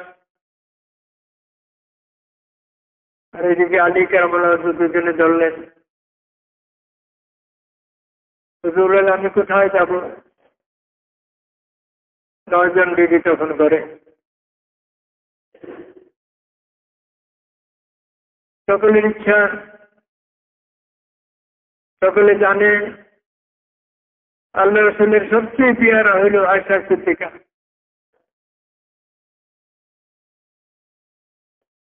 সকলে বলল আমরা আয়েশার হতে যান। মেয়েরা বিবিরা সকলে বলল, কান্দে বর দিয়া আয়েশা সিদ্দিকার হুজরা দিয়ে ছিলেন। আয়েশা সিদ্দিকা যে দোয়া করে শুধু রোগীদের ফু দিতেন, সেই দোয়া করে ফু দেওয়ার জন্য অগ্রসর হইলেন। আল্লাহ রসুল হাত দিয়া ডাক্তারতে আসার হাত ছড়াই দিলেন। তখন আসার কলজা ভেঙে গেল। টান দিয়ে হুজুরের মাথাটা বুকে নিয়ে ধরলেন। সঙ্গে সঙ্গে যে বেড়ে আসা সালাম দিলেন। তিনি বললেন জিবরাইল বলল, আল্লাহ আমাকে পাঠিয়েছেন, হুজুর আপনি কেমন আছেন?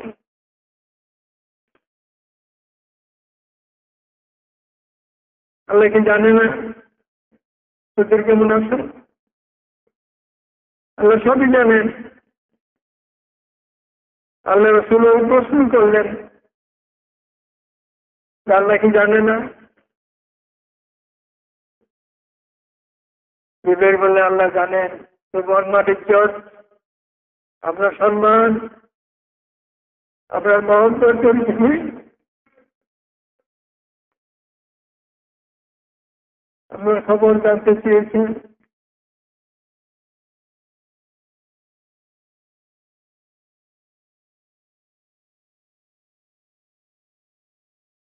হুজুর বললেন, ভাই জিবরাইল,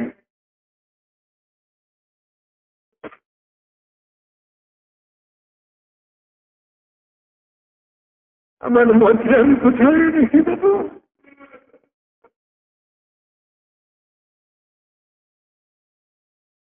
তখন আল্লাহ জিবরাইল আবার চলে গেলেন। খবর পাঠাই দিলেন। জিবরাইল এসে আবার সালাম দিলেন, দিয়া বললেন, হাবিব, আল্লাহ বলতেছেন, হাবিব, আপনার যে উম্মতের জীবনে মরণে কবরে হাসরে আমি আল্লাহর সাথে থাকবো।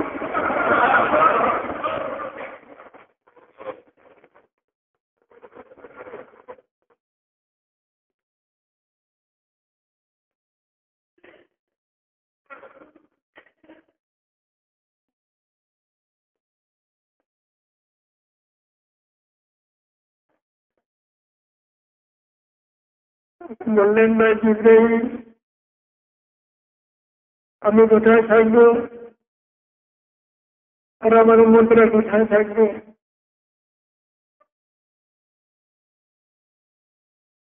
জিবরাইল এসে আবার চলে গেলেন। আবার এসে সালাম দিলেন যে প্রতিটি সপ্তাহে বৃহস্পতিবার দিনগত শুক্রবারের রাত, রোববার দিনগত সোমবারের রাত আপনার সমস্ত উম্মতকে আপনার সামনে হাজির করা হবে। আপনি যে উম্মতের জন্য যে দোয়া করবেন সেই দোয়াই আল্লাহ কবুল করবেন।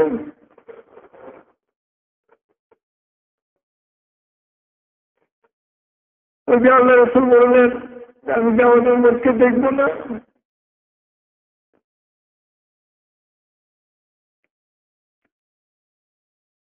প্রতিটি সপ্তাহে রোববার দিনগত সোমবারের রাত, বুধবার দিনগত শুক্রবারের রাত, যে যে অবস্থায় থাকেন এই অবস্থায় আল্লাহ রাসূলকে দেখানো হবে।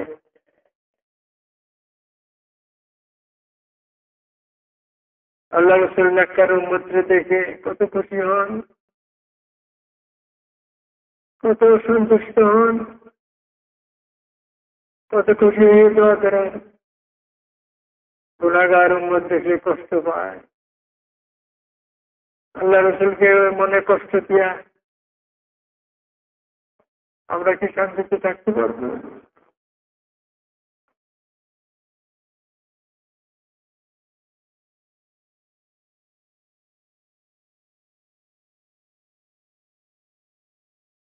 প্রতিটি বৃহস্পতিবারের রাত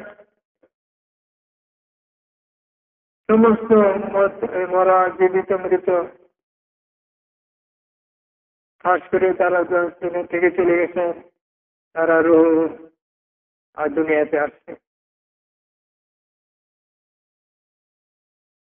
দুনিয়াতে আসা প্রথমে দৌড় দিয়া জেলখানা থেকে বেরিয়ে এলো, যেটা কি কিভাবে করে তেমনি কবর থেকে বেরিয়ে এসে দৌড় দিয়া তার স্থানীয় মসজিদ, যে মসজিদে ঢুকে যারা তার মধ্যে করে পাইল, আবর্জন পাইল, বড় খুশি হয়। যারা মসজিদে দেখে তার সুদ নাই, তার জন্য কি দোয়া করে?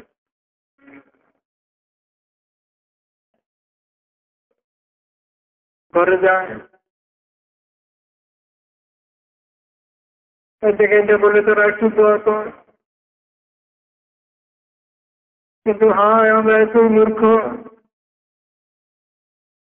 যে আমাদের মা বাপের কান্দন, মা বাপের চাওয়া আমরা বুঝি না, আমরা শুনি না, আমরা বুঝি না, আমরা দেখি না।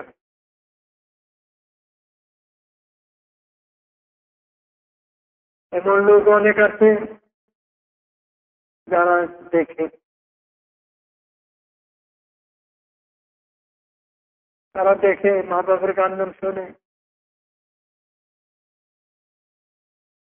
ঘরেও পাইল না, মসজিদেও পাইল না। শুক্রবারে আসর নামাজ হয়ে গেল,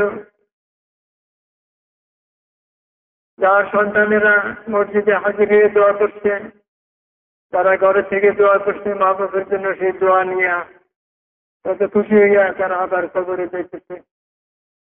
যারা কোথাও দোয়া পাইল না, ফেরেশতারা ঘাড়ে বেরিয়া এই বুঝতে করলে গিয়েছি, এই কষ্ট, বাড়িঘর কষ্ট, এই সমস্ত কষ্ট ধরে গেল। যেখানে উৎকৃষ্ট ফলানো হয়, যেখানে আগামতা করে, ওখানে সাউন্ড দিয়ে ধরে।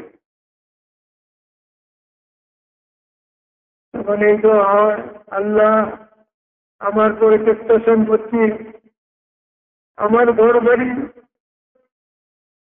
আমার গায়ের রক্ত বাড়ি করা, এই সব কিছু তুলে দিয়ে আমি করেছি। ওরা বলে গেছে, ওরা যেমন আমারে কষ্ট দিল, ঠিক তেমনি কষ্ট ওদের তুমি দিও আল্লাহ।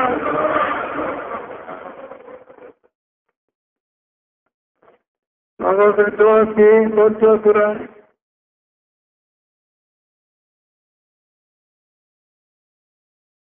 কয়জনের বাইকে আসছে, আমারই দোয়া কর, আমারই কষ্টের সম্পত্তি করা।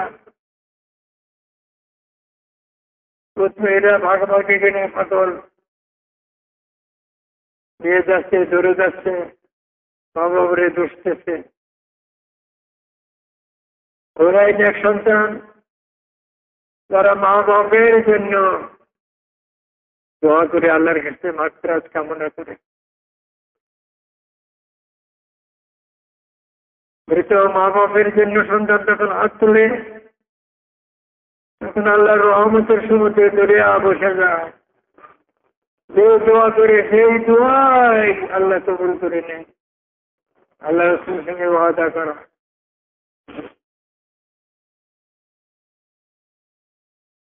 আল্লাহ রাসূল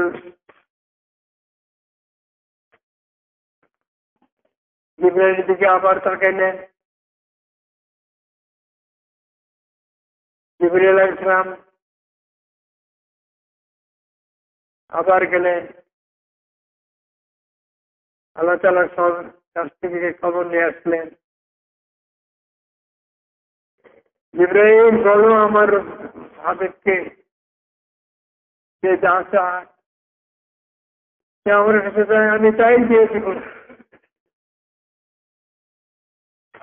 দোকান দিতে বলেন আমার উম্মতের জন্য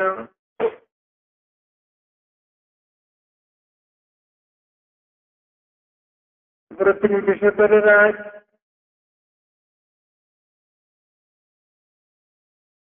দিনগত শুক্রবারের রাত্রে, রোববারের দিনগত সোমবারের রাত্রে সন্তানেরা যে দোয়া করেন সেই তো আল্লাহ কবুল করে নেন। আমরা শুয়ে ঘুম পারি, আমরা ভুলে যাই, আমরা মা বাবার কথা খেয়াল করি না। আল্লাহ বলছেন তুমি এইভাবে দোয়া করো, রব্বির হামহুমা কামা রাব্বায়ানি সগীরা। একে দিচ্ছি, মুইকে দিচ্ছি,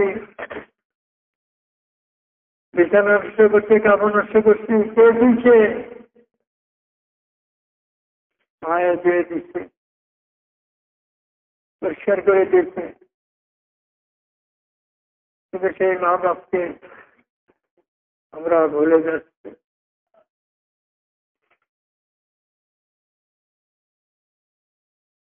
হুজুর সাল্লাল্লাহু আলাইহি ওয়াসাল্লাম বললেন, আল্লাহ আমি কি দেখবো না? পৃথিবী রোববার দিনগত, সোমবারের রাত, বৃহস্পতিবার দিনগত, শুক্রবারের রাত। তাহলে পৃথিবীর এত উম্মত, এটা কি আল্লাহ রসুলের পক্ষে দেখা সম্ভব? ক্যামেরা দেন না। এখন এনে বসে থেকে অস্ট্রেলিয়ার উত্তর সঙ্গে কথা কওয়া যায় না। মানুষ যদি এই কথা করতে পারেন, আল্লাহ কি পারেন না? তোমার প্রতির আইনে তোমার দেখাই দেওয়া, এই সমস্ত আবিষ্কার পৃথিবী ধ্বংসের নমুনা।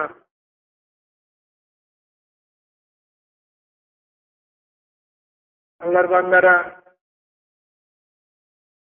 আল্লাহ রসুল উম্মতের জন্য সবগুলি দরজাগুলি খুলে,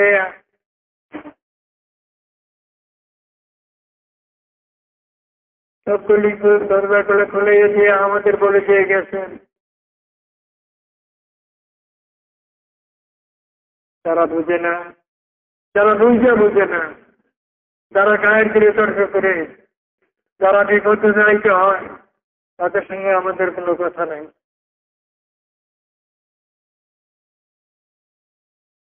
এগুলো সহি হাদিস, অভিজ্ঞতা।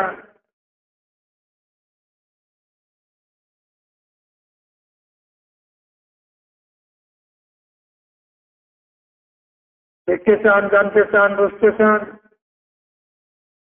একজনও তারাও করেন না। জীবনে কি সোমবারের রাতে আয় না, শুক্রবারের রাত্রে আয় না? পারবেন না কেন?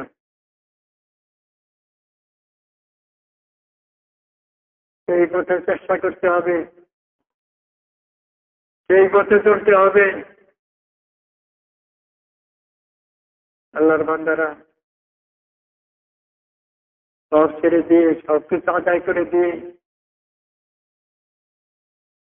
আল্লাহর কাছ থেকে সমস্ত কিছু আদায় করবে, উম্মতের জন্য পথ রাস্তা করে দিয়ে, আল্লাহ রসুল আশার বুকে মাথা রেখে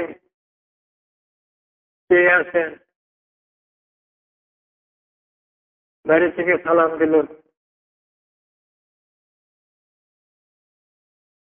অতক্ষণে ফাতিমাও চলে আসছেন। একবার নয়, দুইবার নয়, তিনবার সালাম। ফাতিমা বলতেছেন, কে সালাম দেন? আমি। রাসূলুল্লাহ বিবিরা এত দিবসে আর কোন পুরুষ ঢুকতে পারবে না। এখন কেউ হুজরা ঢুকতে পারবে না। আল্লাহ রাসূল মা ফাতিমা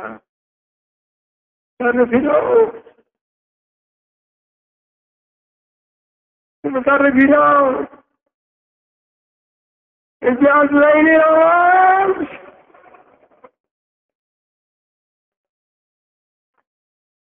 ফাতিমা অনুমতি দাও, তুমি অনুমতি না দিলে ঘরে ঢুকতে পারবে না।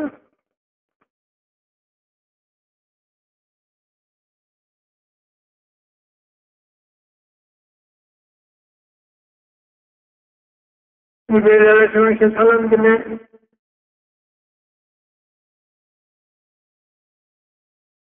ইয়া রাসূলুল্লাহ,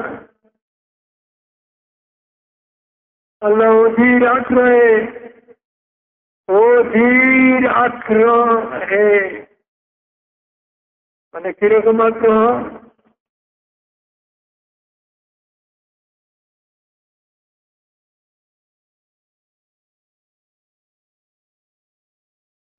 ফাতেমা মা নিজে বললেন, মা তুমি অনুমতি দাও।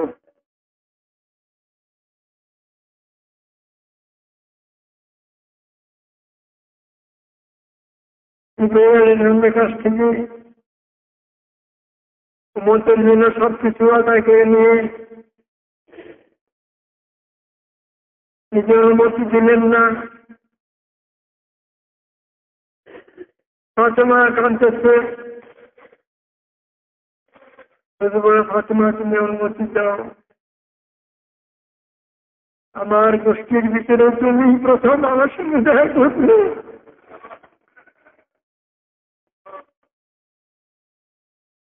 ফাতেমারা জেলার দর্শন শুরু করলেন।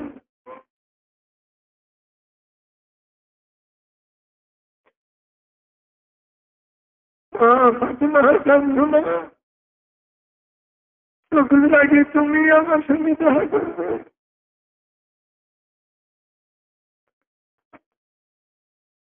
তোর মা ফাতেমা একটু সুস্থ হইলেন। পরবর্তীতে আশা সিদ্দিকে বললেন যে এমন গোপন কি কথাটা হইল, মেয়ে কথা হইল আমি বুঝলাম না। অথচ মেয়েদের ভিতরে সবচেয়ে বেশি আদরের হইল আয়েশা, রাসূলুল্লাহর আদরে।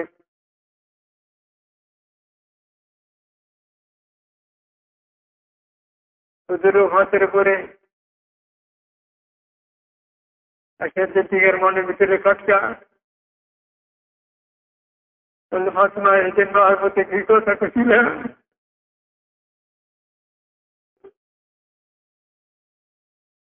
বলছিলেন ফাতেমা তুমি সকলের আগে আমার সঙ্গে দেখা করবে। তখন তো আমার বলছিলাম না, নবীর গুপ্ত পেয়ে তাকে প্রকাশ করতে রাজি ছিলাম না।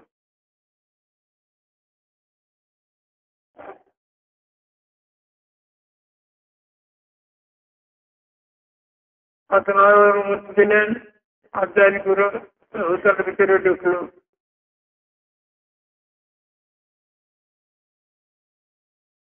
জিবরাইল বারবার আল্লাহর তরফ থেকে আসা যাওয়া করতেছে।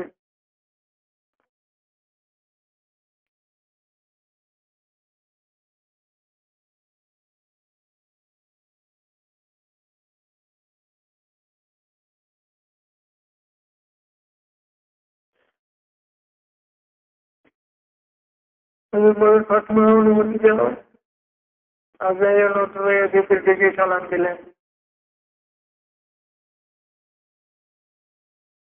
সালাম দিয়ে বললেন, হুজুর যদি আপনার অনুমতি হয় তাহলে জান কবজ করব, অনুমতি না হলে ফিরে যাব।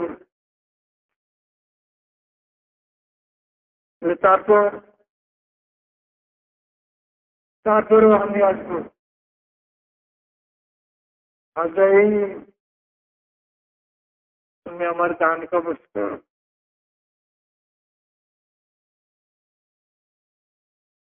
হুজুর বলতেছেন,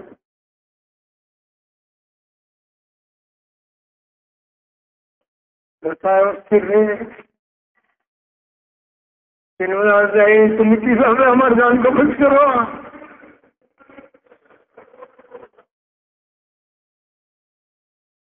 দুধের বাচ্চাকে তুলে নিয়ে মা যেমন ঘুম পাড়ায়, মা প্রথম বুকের উপরে রাখে পুত্র সন্তানের মাথা, তারপরে হাতে উপরে নেয়। সন্তান যখন অজরে ঘুমায় বা হাতটা ছড়াইয়ে নেয়, শিশু বুঝতেও না, জানতেও পারে না যে মা চলে গেছে। সে ঘুমের ভিতরে চুটকে চুটকে দুধ খায়, অথচ মা চলে গেছে। তার চেয়েও আসামির সঙ্গে, তার চেয়েও মহব্বতের সঙ্গে, তার চেয়েও সুখের সঙ্গে আমি আপনার গান প্রবেশ করতেছি। মনে হয় ও আর আমার বুকের উপরে চাপে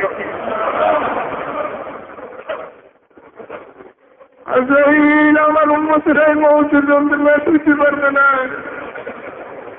সমস্ত উন্মতের মৃত্যু যন্ত্রণা আমাকে দেয়, আমার উন্মতের ছিল না।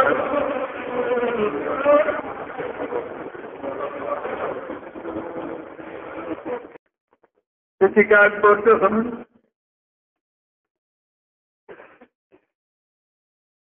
খুশি হয়ে বলছিল,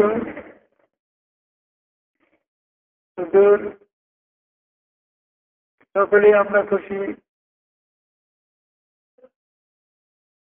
হাতে নির্ধার আগে জ্বলে ওঠে, হাতে নির্ধার আগে একটু জ্বলে। এই জলটা কি তার জ্বলা শেষ হয়ে যাওয়া, আর জ্বলবে না।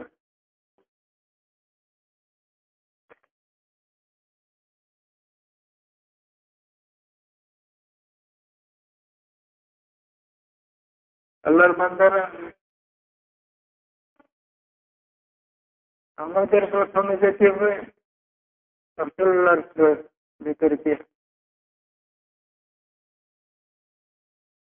আমরা রাসূলুল্লাহর উম্মত,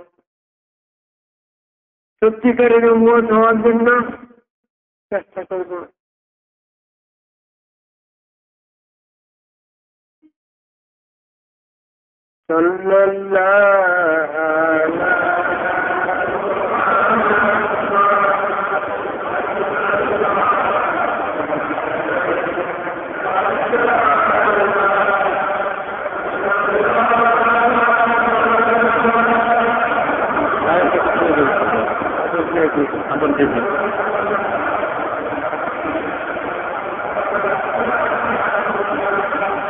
আমার কাছে দোয়া করেন, আমার অসুস্থ,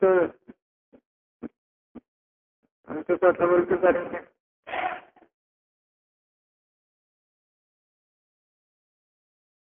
তখন বড় কষ্ট হয়।